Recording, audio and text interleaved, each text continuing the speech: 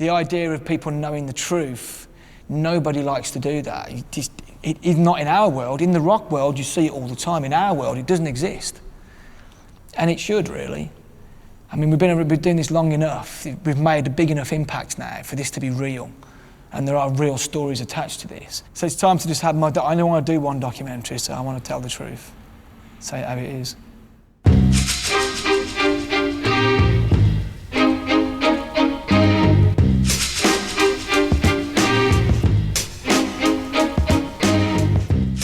Steve consistently smashed it, you know, and that's why he became known as the King of the Terrace, really. It wasn't just about the odd good set, it was about every week in, week out, killing it.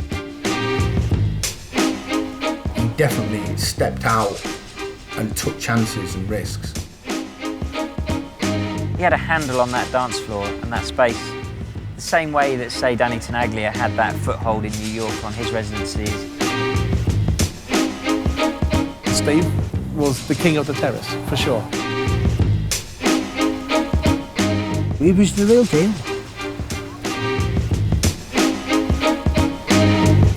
I used to be a skateboarder, and where I used to buy my skateboarding equipment from was the Oasis in Birmingham. Right next to the skateboard shop, there was a record shop selling rock, indie, pop, everything. And I used to collect records by Erasure, New Order, Depeche Mode. What I didn't realise, but at the time, I was already kind of hooked onto a more synthesised sound, because all the bands that I was following that I liked was very much synth-led. So I was already into electronic-based music before I even realised I was into music, really.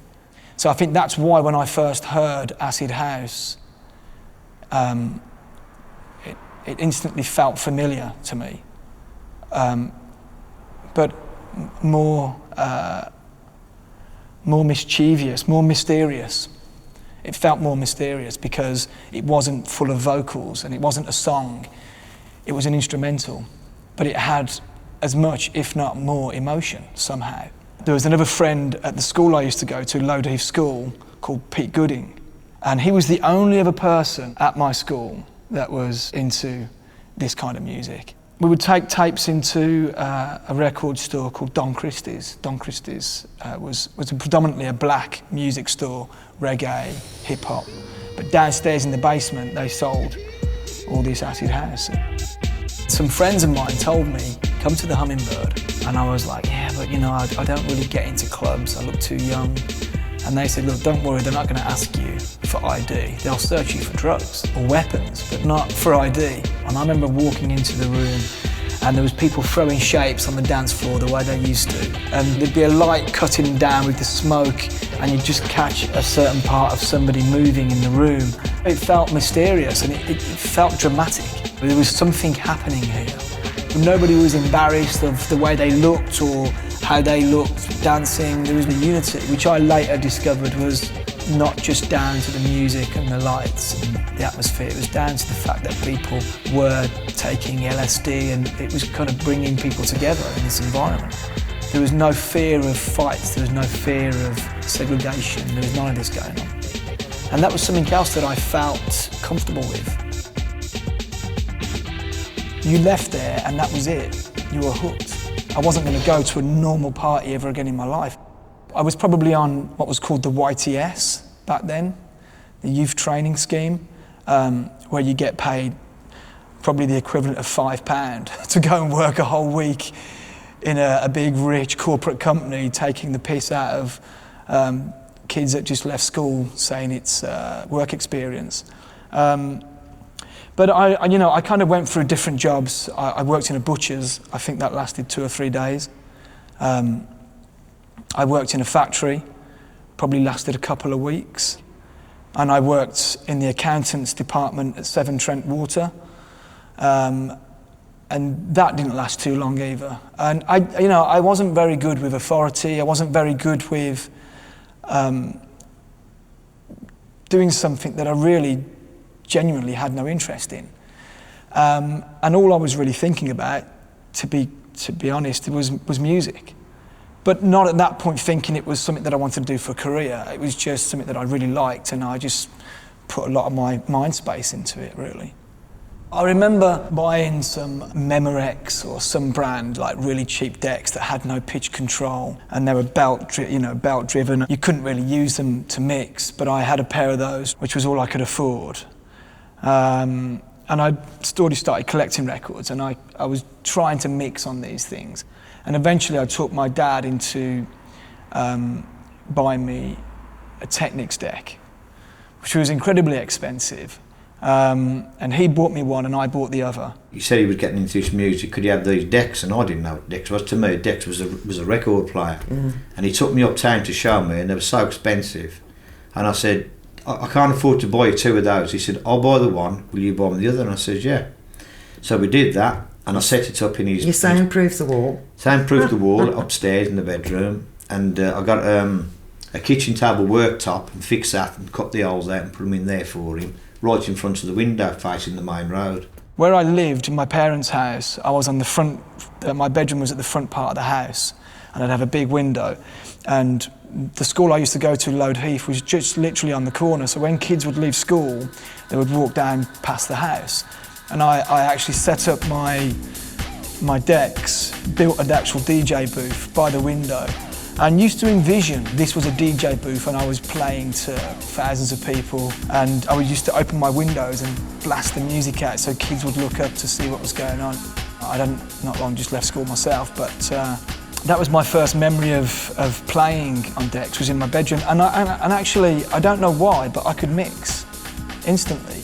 I remember a lot of my friends around me at the time took some time to learn how to beat match, and I didn't really have to learn it. It just worked for me. It was weird. We used to listen to mixtapes of DJs, and a lot of DJs at the time, the mixing was terrible, and mine wasn't. It was bang on, and I used to just think I could actually do this. At that time, I was smoking weed and, occasionally partying and whatnot. So a lot of my friends around me would want weed, and so I would basically buy a larger amount of it and then sell it to my friends. Off that bit of profit that I made, that was kind of how I got by, to be honest. Which, without me realising it at the time, it turned into a bit more than supplying just friends. I never felt truly comfortable with it, but I couldn't hold down a proper job, to be honest. And then I got arrested by the police. The police said they knew who I was, they knew what I'd been up to, and they had a warrant to search my house. They told me where they used to see me standing outside Shipley's arcade selling weed, and they said they knew me. My parents were at home. I think my uncle, my auntie and my grandparents were visiting. I mean, what a time for this to happen. Knock on the door as police dogs. My parents didn't even know I smoked weed or did anything at this stage. So to then have the police come round and say your son is in a cell under suspicion of drug dealing was probably quite a shock. They threatened him, told him that if he got caught again that he would be going to court and probably go to prison, and he frightened him. I think at that particular moment, I think it made him realise that doing things like that could have ruined the rest of what he wanted to do for the rest of his life. So it certainly opened his eyes, but it's certainly not one of our proudest moments. Now I'm obviously older, I look back and, I'm not proud of it at all. I just did what I had to do to get by, to be honest with you. I moved out of home when I was very young. I have 2 older brothers, but I moved out of home first. I moved out in the latter parts of me being 16. We had a group of friends, maybe about 4 or 5, 6 cars. We were getting convoys around the country. Generally though, then it was big warehouse raves and up north and down south.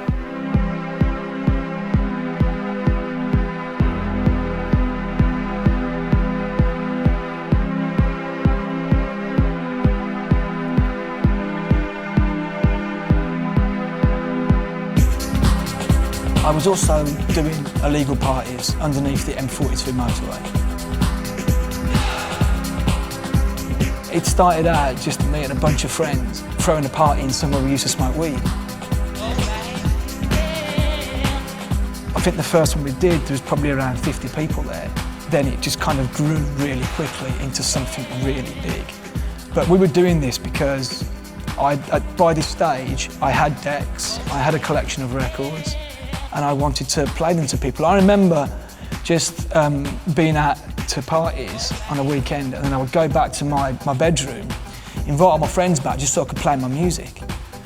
And so I just had parties in my house just so I could play them these records, these amazing new records that I got. Not mixing them on one deck, just playing people music, because being a DJ is not just about mixing, it's about sharing what your taste, that you believe in, selling it to someone, like saying, listen to this is incredible.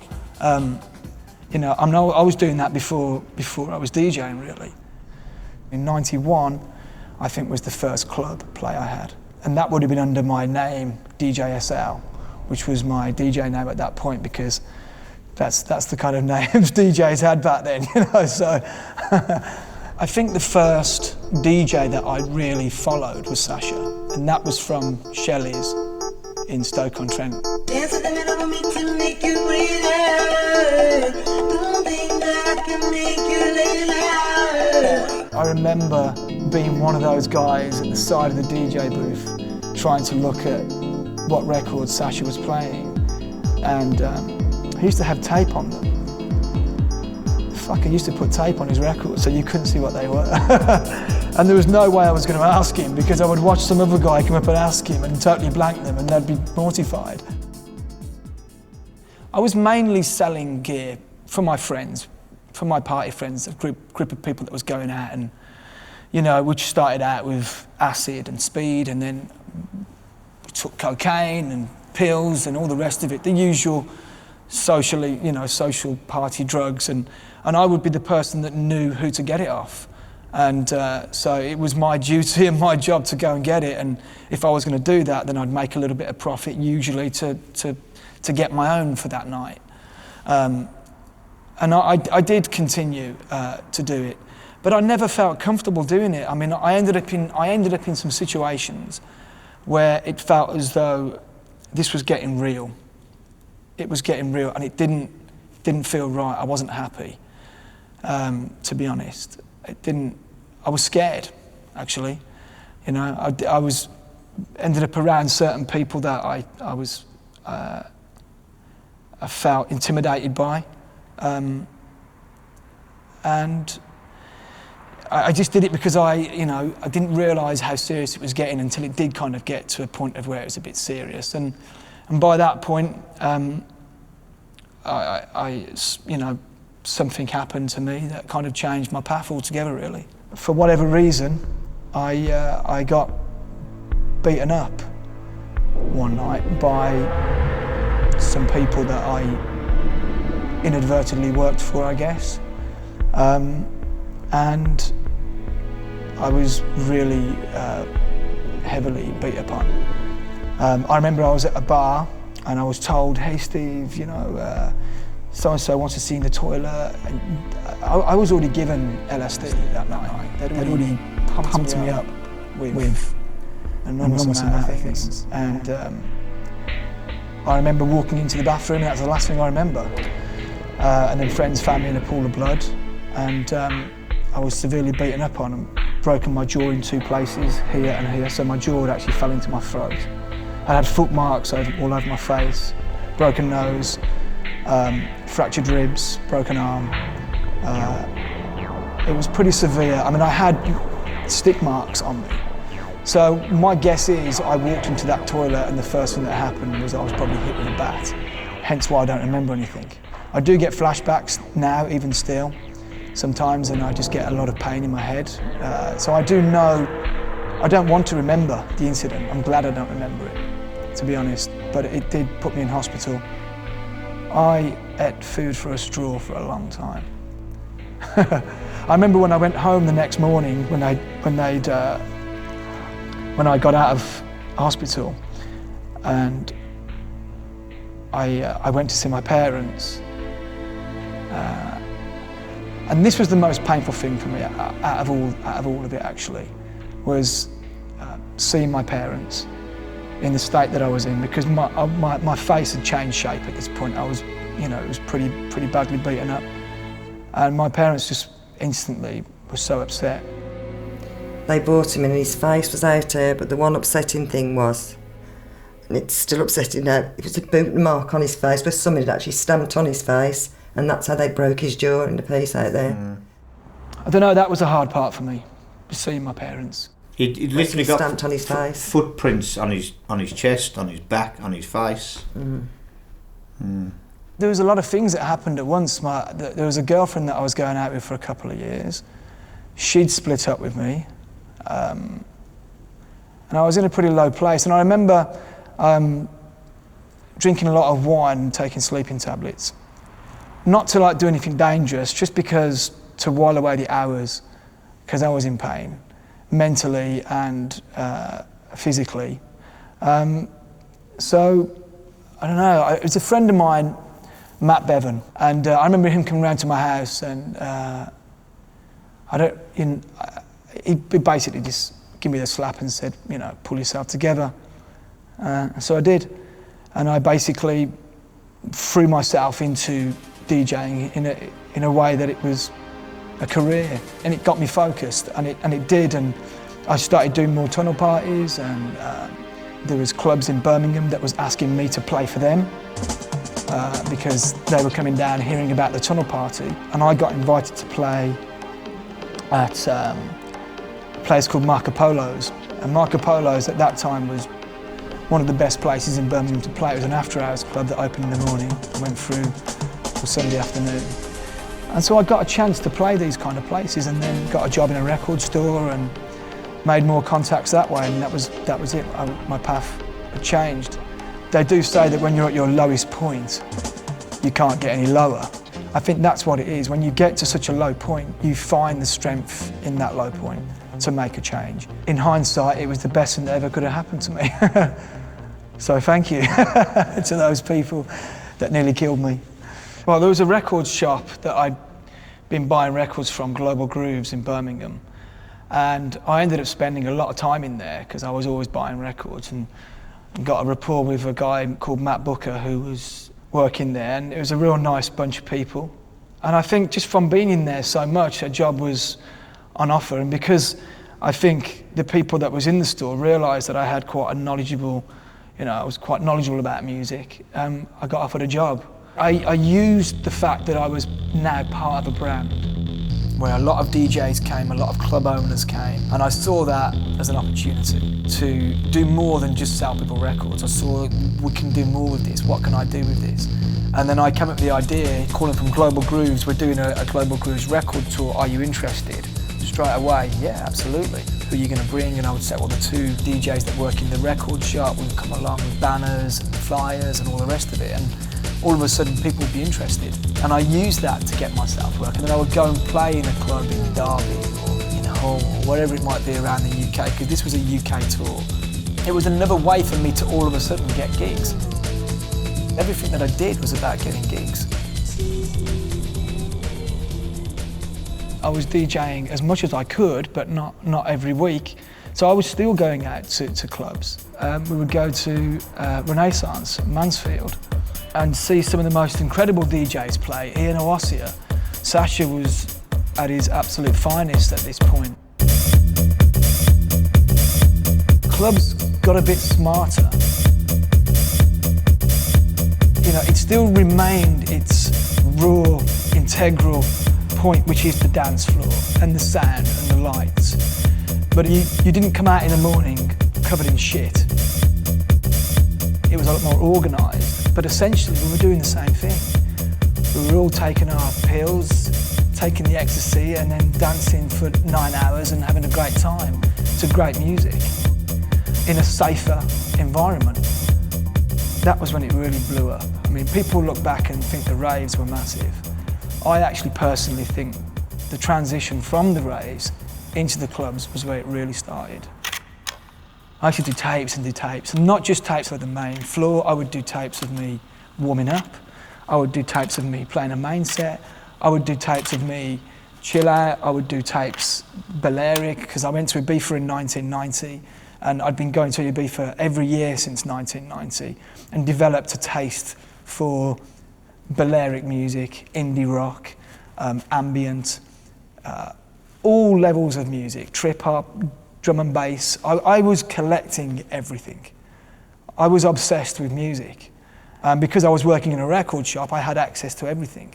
I remember buying Mix Mag and DJ Mag and going through the listings, and I would circle the kind of clubs that I thought I would suit playing at, or that I wanted to play at. I would then call up the promoter, get an address, do a mixtape, get whatever flyers that I had that I was on currently, and send them a package, and hope that they would call me back and book me. And I think the ratio was, I would send out probably 50 envelopes and get one booking. It wasn't going very well. I thought, if I gave anything else this much attention and energy and work and time, I would have done really well at it a long time ago. I did think that. I had those moments. But then it always came back to, this is what I love. And I didn't know any other way. And what was really important to me was just playing my music in front of people. That was my moment, that was my happy place. Somewhere that I felt good at something. And I wanted more of that. And the only way to get that was to hopefully get these gigs in some way or another, which was by sending out tapes. There wasn't many promoters that got back to me, but one that did, which did surprise me, was Charlie Chester. Yeah, we used to get loads of tapes, loads and loads, and I don't know, you can't listen to tapes, and you can't listen to them all. You just have. Sometimes you did. I remember driving up the motorway to Middlesbrough once with Darren Emerson and listening to a few of them, and if they passed, they stayed in the car. If they didn't, they went out the sunroof. Like a load of tapes down the M1. And at the time he was promoting the Canal Club in Wolverhampton, and he was also doing UK Wandsworth, which he then went on to also do UK Midlands. Because, you know, I'd gone up to the Midlands and he was from Birmingham, it was just an easy thing. I really liked his tape, had met him, remembered him, and then started booking him to play there. The first time I played for him, I played in the back room with Barry Ashworth from the Dub Pistols, playing my more eclectic set, which was ranging from indie rock to trip hop, downbeat, instrumental hip hop, alternative music, and also playing some more Balearic style music, and Charlie ended up booking me for every room he had in every club he had. I'd end up playing the warm-up set in the main room, and I would play an alternative set in one of the side rooms, and then I'd play a closing set in the techno room. Danny Whittle was a promoter who I met through Matt Booker, and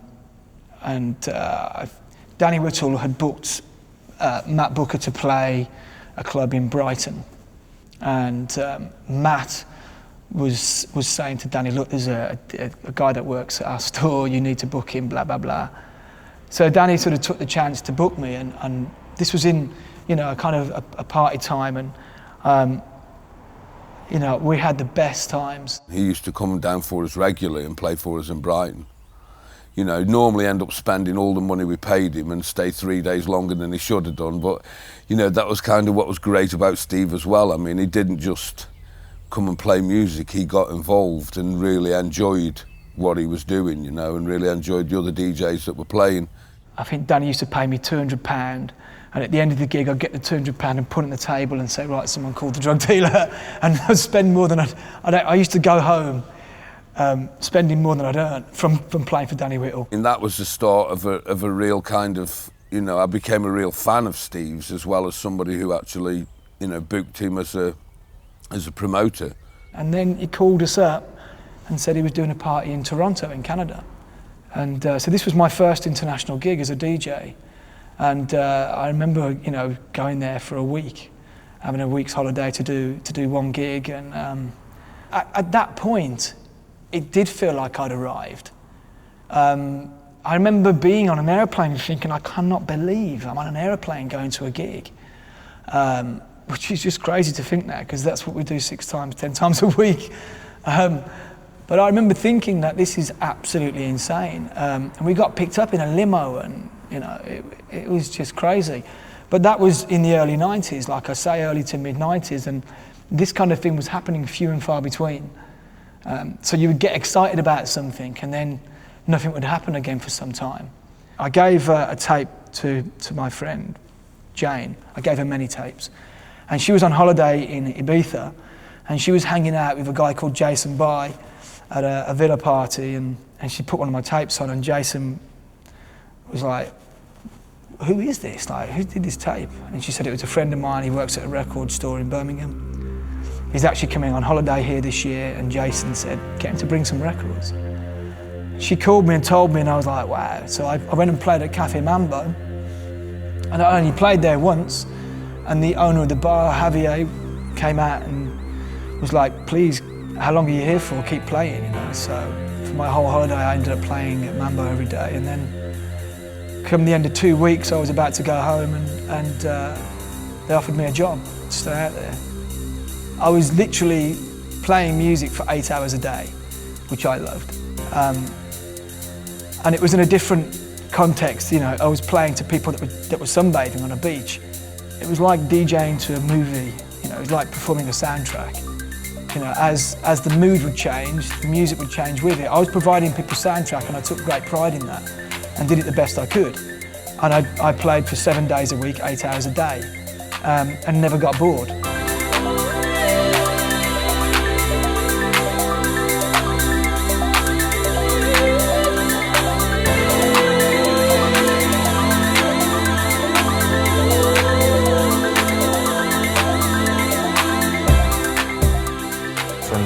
Hearing him play at Mambo, playing sunsets, playing his 12-hour sets at Mambo, and I knew then Steve's musical history and taste and depth was pretty special. To do that job is trains you as a DJ incredibly well, and Steve's come out of that role better than anybody.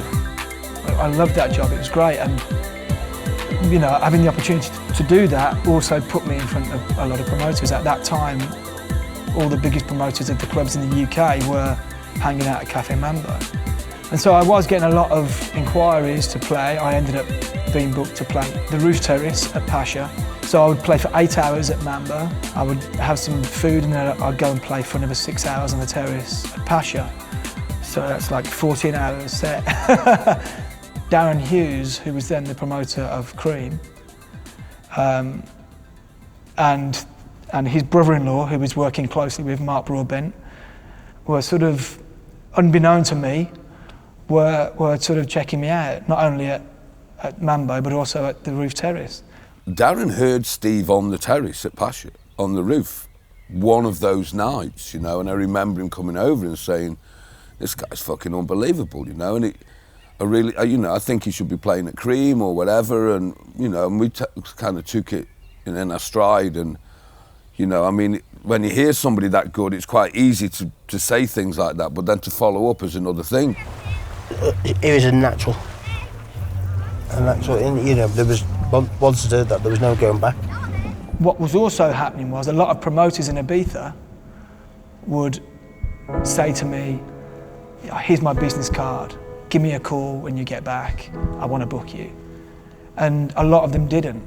And it was a lot of broken promises and empty words. That was what kind of broke me, I guess. That was what kind of made me think, fuck it, I'm done.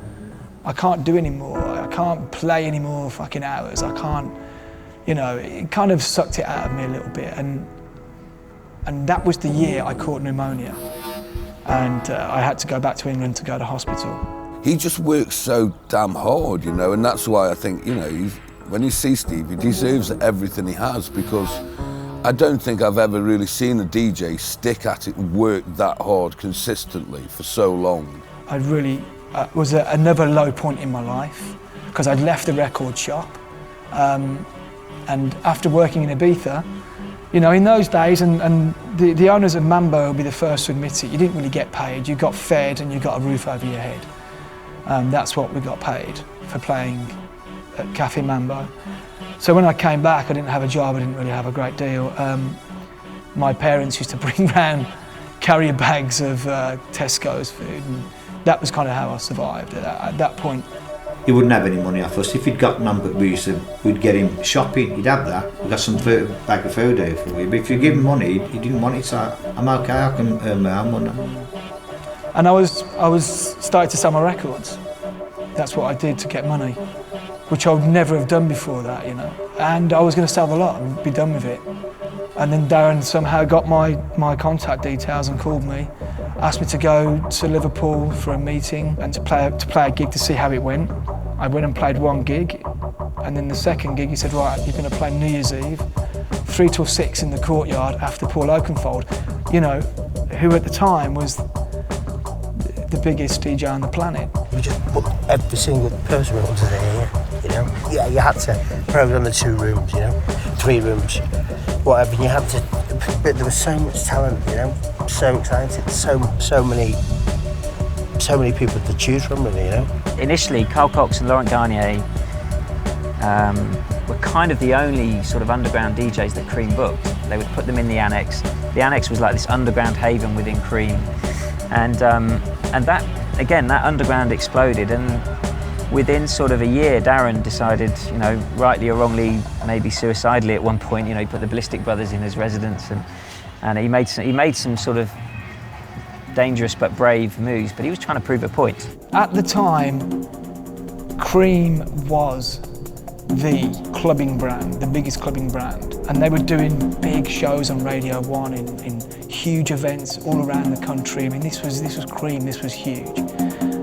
So I didn't take this lightly, and I spent a month, 2 months, 6 weeks, whatever. I spent a long time going through records. And the best way to be a DJ is to know your music.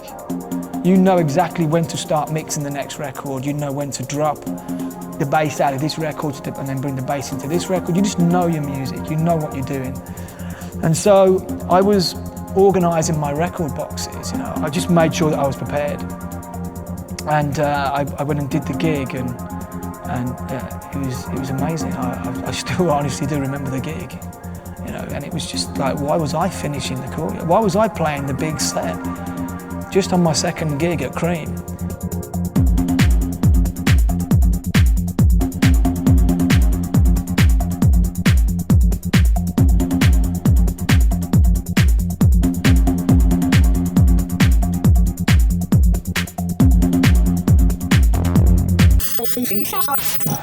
All right, I'm here now with Steve Lawler, who's the new resident DJ here at Cream.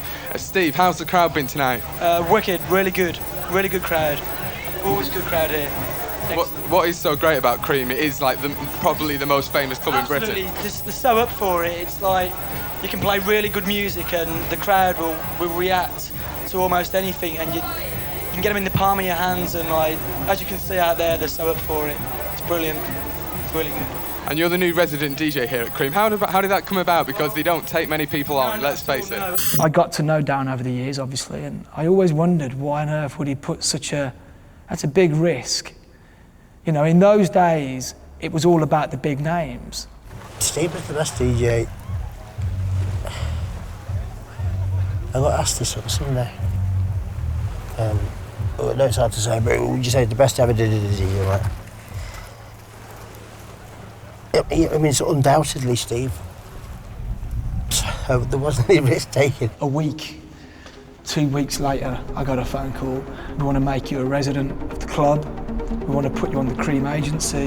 And then what followed that was press. Press just took a huge interest, which for me was insane. I don't know how old I was, probably 23, 24 or something. I was playing at Cream every week and also doing Cream tours in Belgium, in Germany, in Spain, and in the UK. I was being booked now just as a guest DJ to play at clubs all over the UK. Sometimes I was doing 3 gigs, 4 gigs a night on the Friday, and then go and play Cream on the Saturday.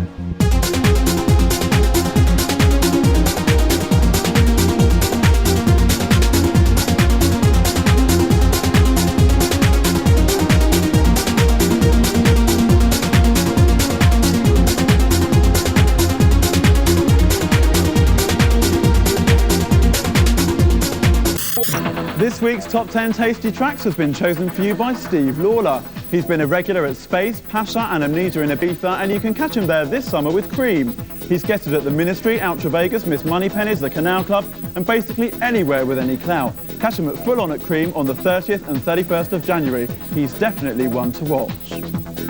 And you're the resident DJ for Cream, Yeah, aren't you? I am, So yeah. what does that mean exactly? Well, it means I play for them every week in Liverpool, and I do most of the tours for them all around the world. And when they do here in the summer, I'm sort of resident for them out here as well. So you're a bit of a jet setter? Every week, absolutely, yeah. How many times do you fly a week? 3 or 4 times a week. Wow. Right, well, we're here now with Steve Lawler, who's one of Cream's brand new residents, and you're being touted as the new Sasha, aren't you? So how does that make you feel? Everyone's going on about how wonderful you are. Is your head going to explode? Well, it's a nice compliment, be compared to Sasha, of course, because you know he is like one of the best DJs in the world. So it's good. It's nice. You can live up to the hype. I hope so, yeah. Are you surprised at the stardom and the celeb status of DJs over here and back in England nowadays? Yeah, I never sort of, I mean, when I started DJing in '90, I'd never had any idea it would turn out like this. I don't think anyone did really. But it's nice. It's good that it has. You used to get paid cash at gigs everywhere. I didn't even really put it in the bank account because as much as I was started to earn it, I started finding ways to spend it. And you know, I spent a lot of money. At one point, I was living in hotels. I just lived in hotels. I lived in the Sanderson for like 5 months, which is a Philip Stark hotel. So I found ways to spend money. Because I didn't really know, I wasn't really used to money, to be honest with you. I mean, you know, this cut the shit. I didn't really know what money was because I hadn't really had it at any point. Because I never had a job when I left school, really. I was working for YTS and I had no money. So when I did eventually get money, it didn't hold any value, I guess is what I'm trying to say. I didn't think about saving it. I didn't think about buying an apartment or a house or a car or things like that. I was just spending it. If we're trying to create anything, it's a bit of open-mindedness on a Friday night at home. A few years later, Darren left Cream, as you know, and I went to work then with Darren at Home. I loved Home for the first year. The first year that it opened, I was there every Thursday, either Friday or Saturday at the weekend. There was a moment in London where all the faces were hanging out there, not just celebrities, but people who were driving the scene forward would hang out there. Darren did land the news on me that he was going to leave Cream. He was going to part from Cream, sell his shares, whatever, and split totally in a new club called Home in London. I didn't want to leave Cream, but for me, Cream was Darren Hughes. Because he was the one that gave me the opportunity, so if he was leaving, I was leaving with him.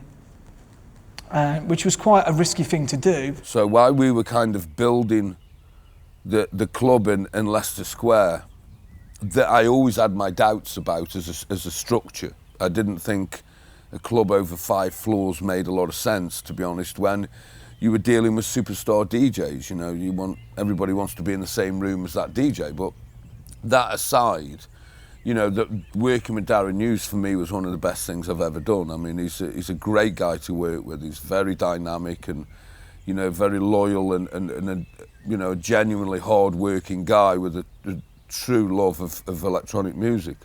Darren invited me to London, showed me the club, and I was to play a back room, a small room, which I just left the main room of Cream for. I think it was only then did I think about what I'd done. But even still, I felt confidence as I was with Darren. I felt confidence in Darren's ability as a promoter.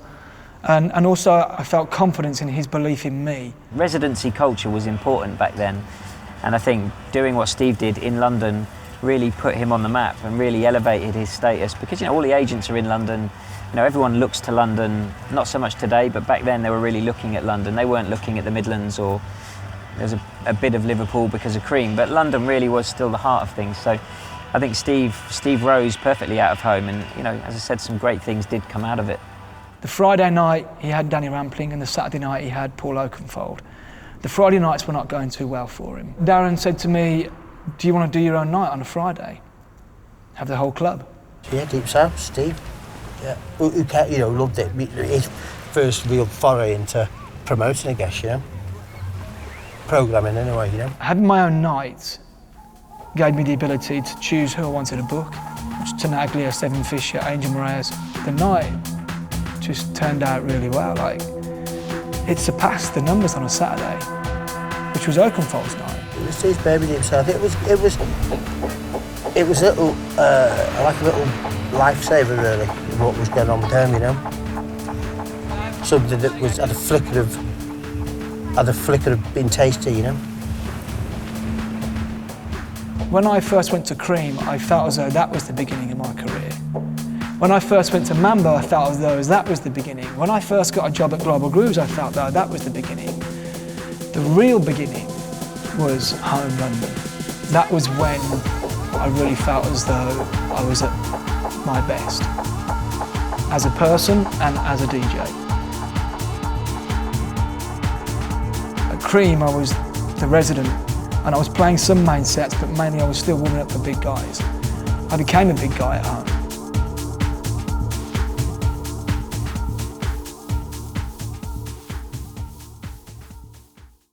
My residency is here at Deep South, at home in the centre of London. That's every Friday of the week, and once a month I do a 5-hour set.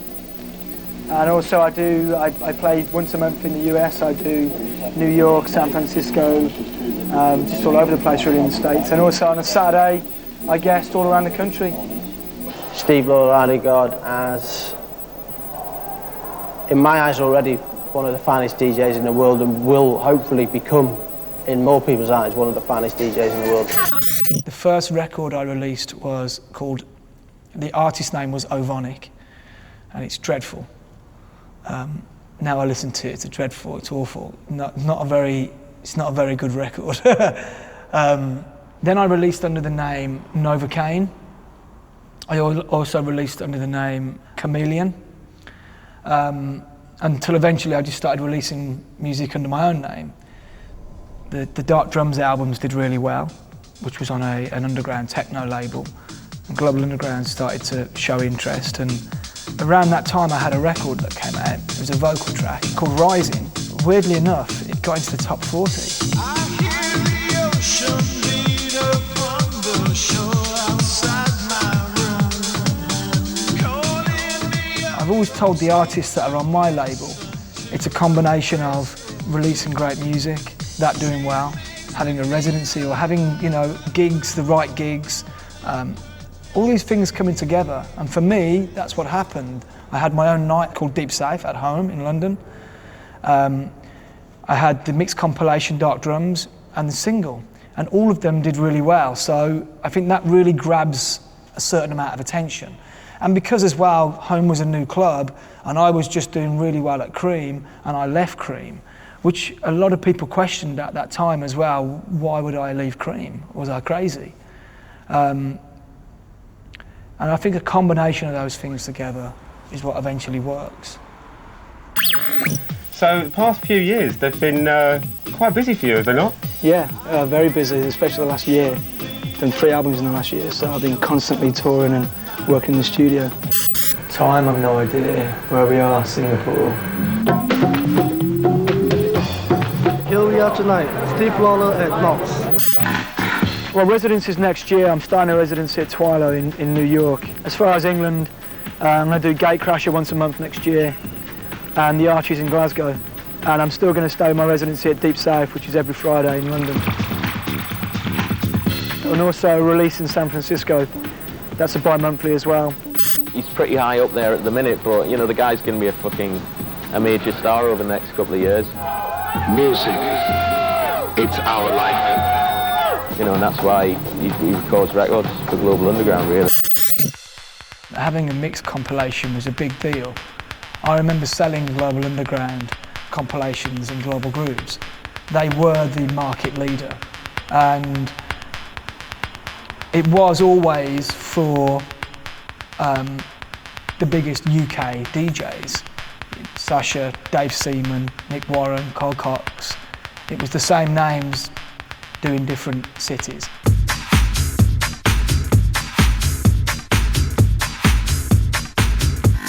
We would work with the DJ, we would pick a place we both wanted to go to. We would go with a photographer. We'd probably take a journalist from, say, Mix Mag or DJ, or latterly maybe some of the German magazines or even some of the American magazines. We'd do like a big jewel case, big double thing with a big booklet. They really got the marketing right, they conceptualised what they were doing very well. They made it global. I remember reviewing Nick Warren live in Budapest, actually being horrified that it wasn't actually recorded live. I was pretty upset by that, and I think I said that in print at the time. But either way, those guys were very clever at what they did, and when you look back on some of those compilations, they stand the test of time. These were real moments and game changers, almost like pillars of evolution of the scene, and that was kind of like our internet back then. You know, deep dish live from Buenos Aires on a mixtape. Now I can hear that on the internet, but you couldn't do that at the time. I think they were very much a part of, through marketing and compilations, globalising electronic music when you think about it. They approached me because they had the idea of doing a new series called New Breed, which was them wanting to introduce a new breed of artist. What's the one thing that can make a crowd go even crazier when they're jumping, climbing up the walls? Put your hand on the record and look at them. And then just play a kick drum. You don't need to play the coolest track that's never been played. Just play that, you know? And that was this whole physicality that came back into the music. We chose DJs that we really felt were doing something different. And that sound, that tribal, percussive, bass heavy, very, very clear, sharp, new technology that was like the EQing of everything was just fantastic. And we chose to do it not as a sub-standard parallel series to Global Underground, it was something completely different. And they wanted another album from me, but to go on the big series. I turned around to James and said, no, I don't want to do that. I've got an idea. I want to do something different. I want to do something of my own. I said, okay, smart ass. What do you want to do? That was a big deal for me. I was really blown away by the confidence they showed in me, because I was just being cheeky. Little did I realise they'd actually say yes. And me and James came up with the idea Lights Out from an inspiration from myself of going to an old Sound Factory party, and DJs like Tenaglia that would just have all the lights in the room go off, and and he would get out these huge torches, and just the music with the atmosphere. It's always about the atmosphere, and gays and straights, and a real mixed crowd, and gimps hanging from the ceiling, and transvestites parading around. It was just incredible. Blew me away. It was hugely inspiring for me. Along with the way and the style of Danny Tenaglia was hugely inspiring, and that was what inspired Lights Out. My vision for that was to not it just be a mixed compilation, it be a world tour. Let's get twisted. Twisted.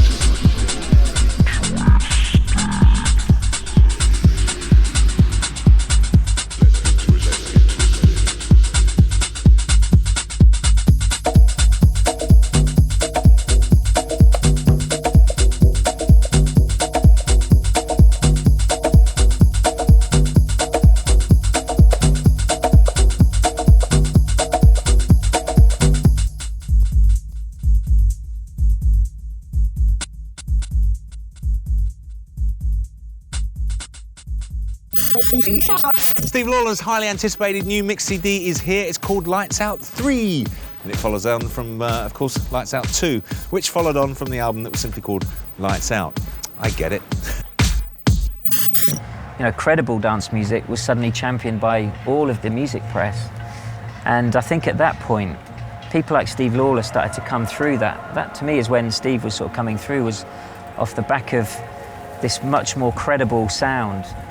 Becoming championed by the by the British press, because to me, Steve is that example of a DJ who managed to walk this very, very clever line between being one foot in the underground and being much more sort of inventive with his art form, but being very mainstream as well, or appealing to the mainstream as well. Steve was slowly but surely was climbing the ranks of DJs to become someone that people really wanted to come and hear and see. Them kind of demigods that were at the top, Sasha, Digweed, Tenaglia, Oakenfold and so on. And it really did feel like nobody was going to surpass them. There was kind of no room for anybody else, and it's down to Steve's hard work and commitment and his ability that he did break through in the end. There was also at the same time, when we started Home in London, was the home residency in Ibiza at Space. And then he became very popular as a DJ in Ibiza on the terrace of Space, and his sound really started to develop into something more substantial, to the point that Danny Tenaglia also was supporting and playing a lot of Steve's sound at that point. The real success story of those early years of Home at Space was Steve on the terrace. I mean, he literally became known the king of the terrace and was the king of the terrace by a mile. There was nobody, not the big boys, whether it's Tenaglia or whoever, could actually rock that terrace like Steve did. You get the odd Carl Cox gig on there when you don't expect Carl play the terrace because he's a techno DJ and he'd play inside. But on the odd occasion he did play the terrace, Carl always smashed it. He always has that, ability to deliver like that, Carl. But for somebody who is there week in, week out, Steve consistently smashed it. Here with me now in Ibiza is a man. He's a DJ and he's a global superstar. It's Steve Lawler. Hello, Steve. Hello. Now, I called you global because you play the best clubs in the world, from New York to Australia to Singapore. You're the man on the decks.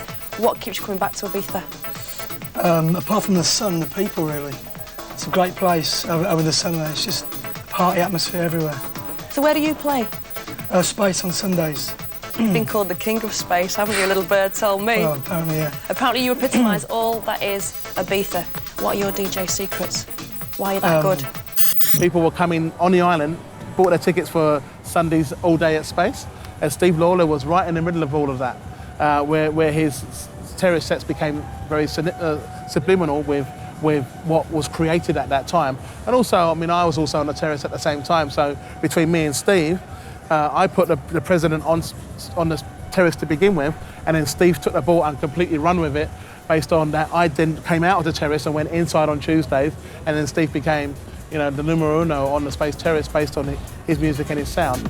Carl Cox is a legend, by far one of the best DJs on the planet. He's an inspiration to all DJs. I got to the point where I was playing side by side with Carl, and the room that we were playing together became my room. That was really an amazing moment for me, and it just went to a whole different level. Steve had that place locked down week to week for many, many years. He knew what to do, he knew how to throw the right record in at the right time. He controlled it. He controlled it in a way that nobody really, in terms of that terrace, has kind of done since. All the power to Darren Hughes, who gave him that role, and for Steve to jumping in and delivering consistently, week after week. It was Steve's terrace, really, and yeah, he took the opportunity and made it his own, It's like that, anything really got close to touching him. Really was, I'd probably say Tenaglia. Danny Tenaglia was it's like a more famous version, I guess, of what Steve was doing, but even Danny couldn't really create the same kind of magic to what Steve was doing, Something about the environment of being in a daytime club and dancing in the sunshine. Proper open air dancing in the sunshine.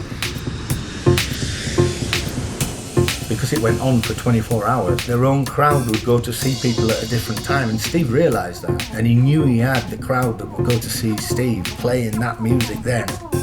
It had the freaky element, and it was still a little bit wild. It still had this camo net and the planes coming over. It was always the freaks were on the terrace. The people who were on Space Terrace were the real tastemakers. They were not easily pleased.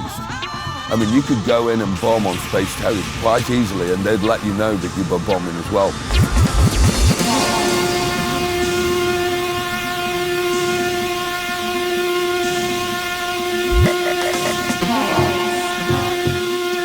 You had to have pretty big balls, really, to step up there on a weekly basis and lay it down and just kill it like Steve did every week. He firmly established himself on the international scene from that platform, for sure.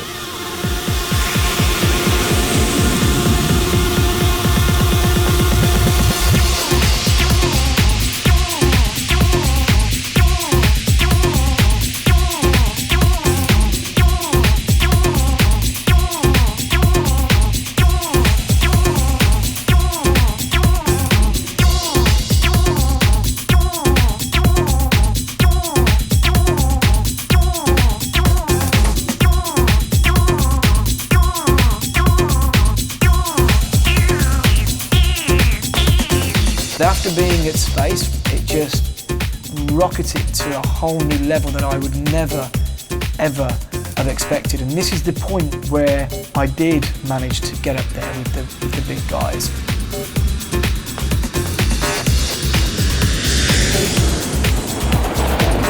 That's him, Stevie. He's just landed in his jet. This is your entertainment, and tonight we have the opportunity to sit down with a progressive house giant. Steve Lawler is in town to spin tracks from his latest CD, Lights Out 2, and he told the new RL about the life of a DJ today. I should be rocking it. I should be rolling it, rocking it. This is our jet to Miami. Loving it. Loving that.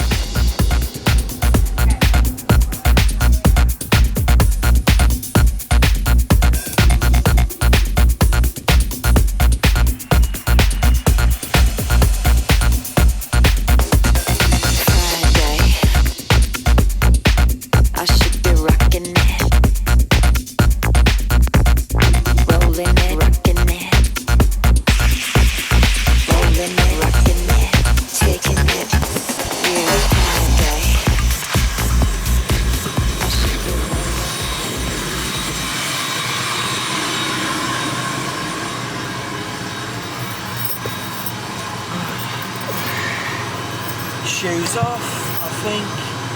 The fuck's car? What's he laughing at? Do you want me to keep going with us? Yeah, no, you can stop, mate. By that time, Steve didn't need anybody. He didn't need Home, he didn't need Cream.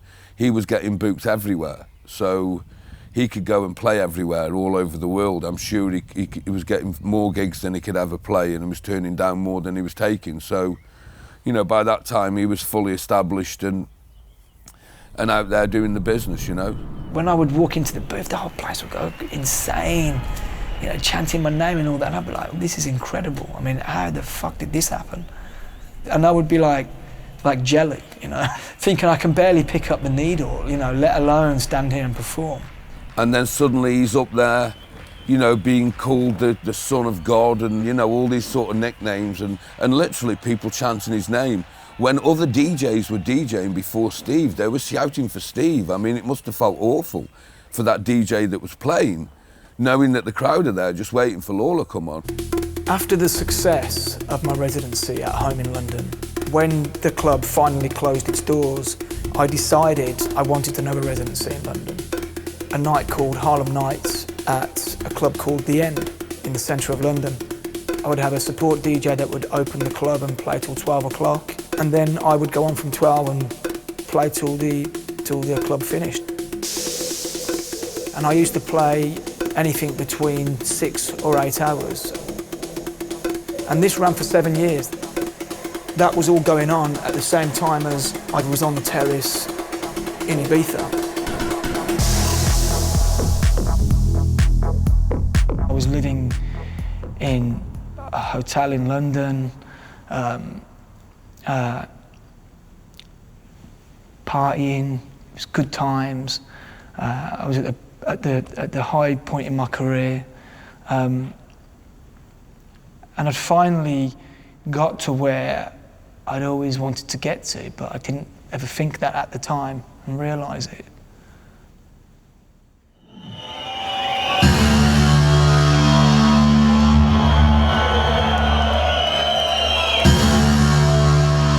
And the fees were getting so big, and then I'd turn up to the event and there'd be 10,000 people there, and that's why I realised there was so much money being thrown around, and the amount of money these gigs must have cost to put on, because the production element was just a different level.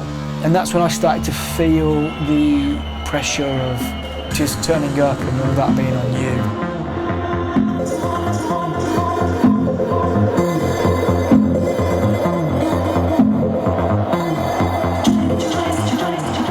I felt the pressure musically to play harder, to play more known records. So even though the gigs were amazing, I felt it changing me as a DJ. Actually, it did change me as a DJ. It changed the way that I played. I was playing shorter set times and I was really having to bang it from the start. The whole set would be more geared around big records. And you don't want to let anyone down. So I started to play more anthems myself.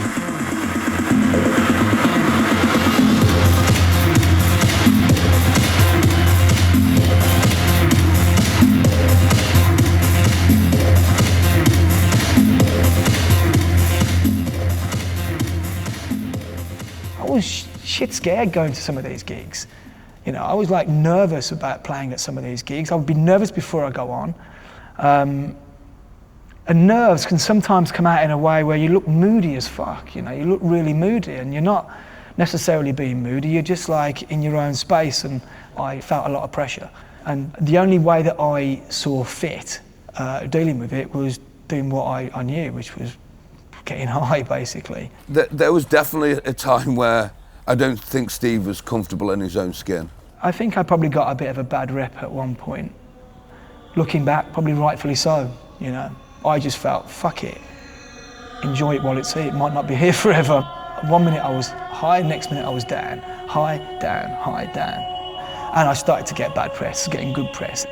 Probably more than anyone, I forgot about all the hardship and just went with it. I wasn't being the nicest guy. I was probably rude without knowing it to some people. I turned into a cunt, basically. No. It didn't. Not at all. How can anyone? It's the opposite of that. It couldn't have. It could not have been as it was, right? If Steve was a good, it couldn't. You know, it wasn't that. It must be difficult when you've worked so hard and then you achieve such acclaim to keep your feet on the ground. And the good thing about Steve, at the end of the day, you know, it went round in a circle. He realised where he'd been and what he was doing. And like you say, now he can sit on camera and quite openly talk about that time, which shows the strength and the depth of Steve, really. It's not an easy thing to say.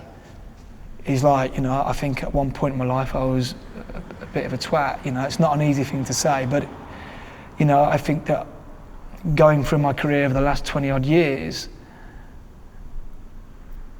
it's just simply the truth, so.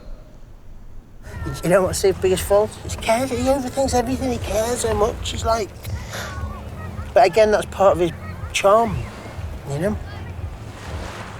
I think he did lose sight of who Steve always was, and Steve was always, before anything, a normal bloke and a good mate. I just wish that I could have been more humble at that period in my career, rather than being selfish and self-focused. The amount of money people are making or were making, and then, I think Steve will tell you, you know, I know what he was making before we did an album with him, and I know a year later when we asked his manager at the time, or booking agent, to do an album with him, to produce the own album we would do with him, it was about 4 times more, of which we were responsible for. What did go wrong was I started to go, how much is that gig? I didn't care about where it was, I didn't care who it was for, I didn't care about any of the logistics, I didn't care about anything. I was just really caring about the money. Now, that is also hard to be honest about and admit, because it's an awful thing to say. It's awful to say that money mattered like that.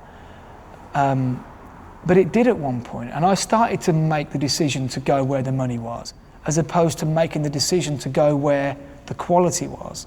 Because they don't always match. Sometimes they do, but most of the time they don't. That time was a very hedonistic time, and a lot more of my time was being taken up by just touring and partying. A lot less thought was going into my DJing. And what had started to happen at Space in Ibiza, Space was a long party, and I would be playing the last 2 hours on the terrace. And so I was following DJs, amazing DJs, but they're more based, it's a different style of music. Their set was built around a party, you know, sort of hands in the air vibe. I would go on and think, okay, how do I continue this energy? And I ended up becoming what I class as a cheesy DJ for at least a year, maybe 2 years even. And also I was playing the same records all the time, from that year to the next year. And I wasn't putting as much time into it because I was too busy getting wasted with friends in a hotel still on Wednesday after Saturday night. And I wasn't putting the time in, and I lost that love for DJing. It was all of a sudden, it was a job. And also, it wasn't making me happy. So I said, fuck it. I don't care, fuck it.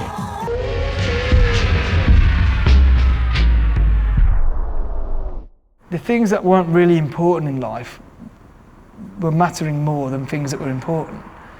And I noticed that I wasn't as happy playing some of the gigs that I was playing. I wasn't happy with the life that I was living, and I wasn't happy with the way that I was being perceived in some ways. So I just made a change, but I did definitely make a conscious change.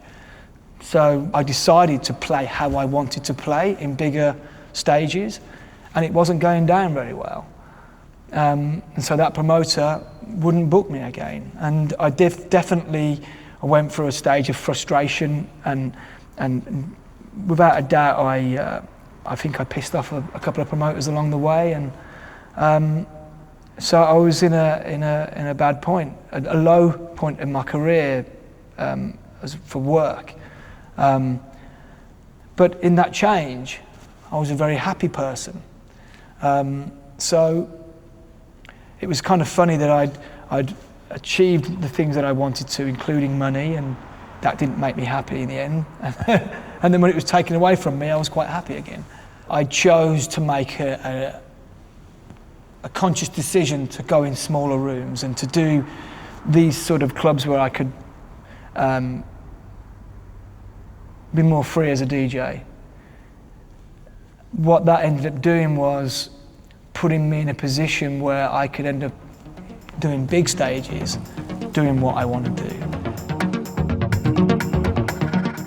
A couple of years of not playing exactly how I wanted to play and not being the person that I wanted to be was quite a big impact on me. It left quite a big scar, and it really taught me a lot and showed me what's important.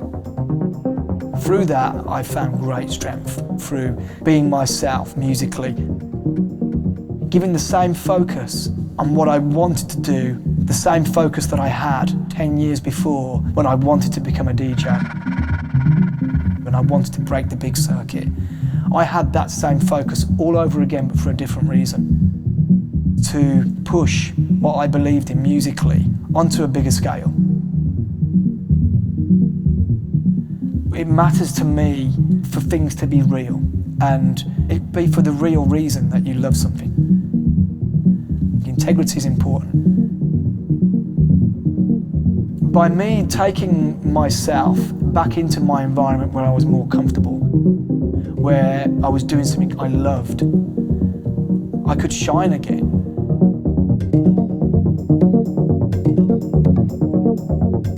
When you feel a room's energy dropping, or you feel people leaving the room, that does not feel good. But I stayed true to myself and dug my heels in and went through that time. And I'm glad I did, because now it's at a point where I can be honest and say, I love what I play, therefore every set I play, I love it and I give it everything. I feel it, it's important to me. And only that way, only if you really feel it, can you really deliver it. And now I can do that on a much bigger scale and actually show more people the music that I believe in.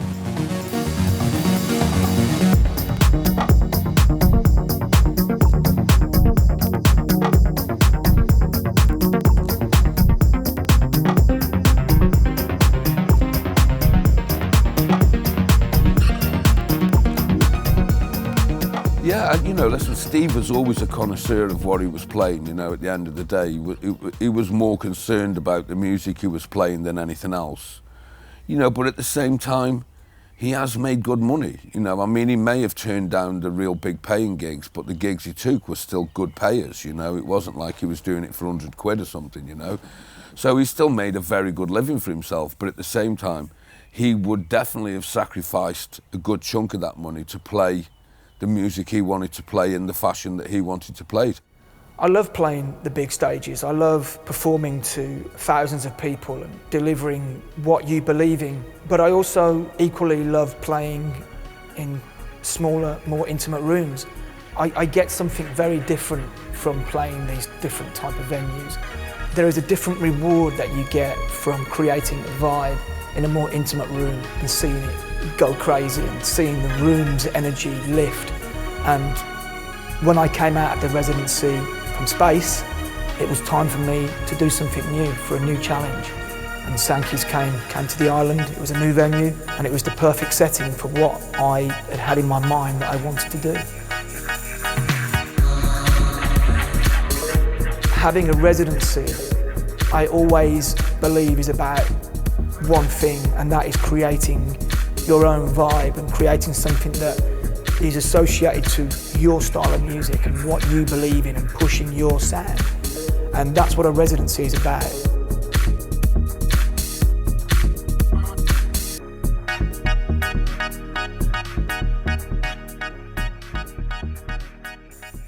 The good DJs got on there and they knew exactly pretty much where they were going to start and where they were going to finish and where it would go in between, and Steve was a connoisseur of that sort of delivery.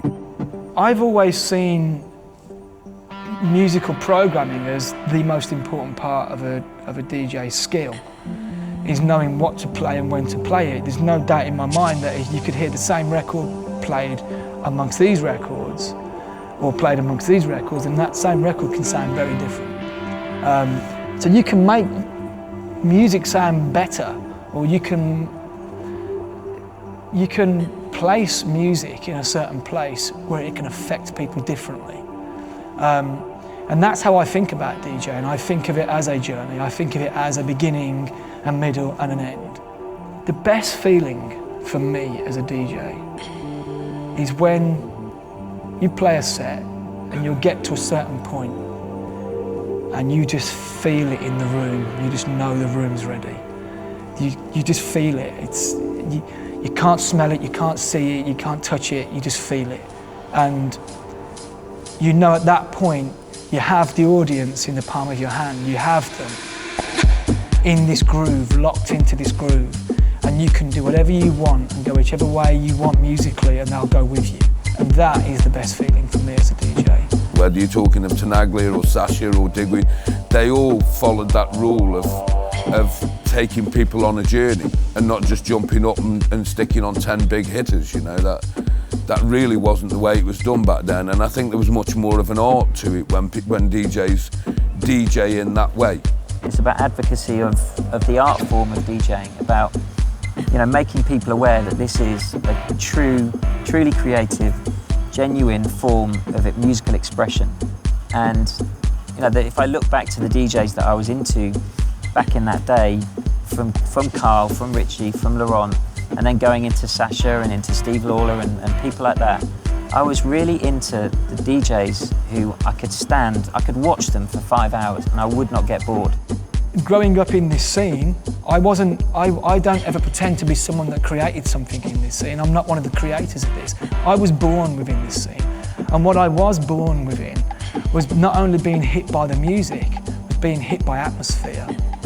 Atmosphere. It's the most important thing of a night. It's what made this business go from where it was, which was in warehouses, to where it is today. Because people would go in and feel this atmosphere and have the best night of their life, and they would go next week and the week after and the week after, and then their mates would go and then they would go again. We captured people not by just music, by atmosphere. And that was a combination of the music, of the lights, of the smoke, of the people, of the drugs. And it was the right combination that just brought this whole thing to where it is today. And that's what I grew up in. There are artists out there now pushing the creativity of DJing to such extremes that it's almost unrecognisable from the early 90s. It's still about moving the crowd and making huge crescendos and strong moments that people will remember, and seeing that impact in the crowd, that's still very much there. But I think the craft has changed a lot. But I do think we can all be very proud now that DJs are, I think, accepted shoulder to shoulder with rock stars. It's happened, it's real, and all of the people in this scene who have spent 20 years making that happen should be very proud of that moment. I don't want my music to be just loved by a minority of people. I want my music and my passion and my style of DJing to be loved by a majority, but on my terms, based on what I believe in, not because I've changed what I've had to do to appeal to a bigger audience. That has no interest to me. I dabbled in that for a very short period and realised it was empty and it meant nothing. And without the meaning of what I do, there's no point. There's actually no point, because I can do something else and do well, or choose not to. And that's what I believe the word art comes into it. That's where I believe it becomes an art form. The essence of what it is means more to you than the success of it.